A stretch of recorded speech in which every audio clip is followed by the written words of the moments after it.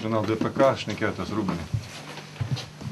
Nieko per daug nebuvo ką kalbėti, iš tikrųjų labai apmaudu, po tokių varžybų kaip ir nėra daug ką pasakyti, iš tikrųjų patys pralaimėjom varžybas ir skaudu, šiaip nieko daug nekalbėjom.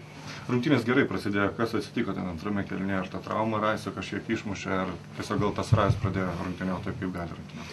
Ne, aišku, Galatasarajus tikrai aukšto lygio komanda, turi daug žaidėjų, su kuriais rotuoja ir, ta prasme, palaiko tą intensyvumą ir gynybą, ir puolime, ir tikrai buvo nelengva. Pradžioje prieš 5 minutėm likus iki antro kėlinio pabaigos dar turėjom tą iniciatyvą ir viską, ir atrodo viskas tikrai visai neblogai, bet kaip pasakyti, keletą neapsigintų atakų, keletą klaidelių ir išmušė mus iš vėžių ir antrą pusę, tai iš vis, kažkaip tai nesusigynėm ir matom rezultatą iš tikrųjų, laimėjom. Kas atsitiko, kad taip greit užsidegęs, taip greit atšalo? Kaip sakot? Kas atsitiko, kad taip greit užsidegęs, taip greit atšalo? Pelnė 11 taškų išėlės. Nepravys. Kaip pasakyti, varžovai irgi mato, kaip pasakyti, dengia ir čia niekas, kaip pasakyti, neatšalom, bet tiesiog sunkiai buvo rasti komandiniais veiksmais lengvų taškų ir kaip pasakyti, labai sudėtinga buvo, kai jie perlaužė tą visą iniciatyvą ir pabėgo ten ar 6 taškais ir visada pirmavo, dar pagrindinio žaidėjo, aišku, trauma kažkiek tai davė bet yra kaip yra, ką darysi.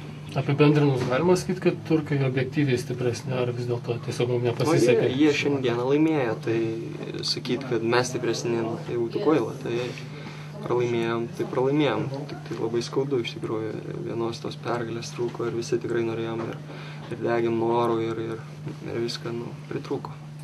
Ar nepatikimas yra tragedija, ar viskas gerai? Gyvenimas tęsiasi, kaip pasakyti, 50-50 arba laimėjo, arba pralaimėjo. Šiandieną pralaimėjom, tikrai nenorėjom pralaimėti, taip jau atsitiko. Krepšinių lygių tas skirtumas Eurolygoje Europos taurės manymu labai didelis yra?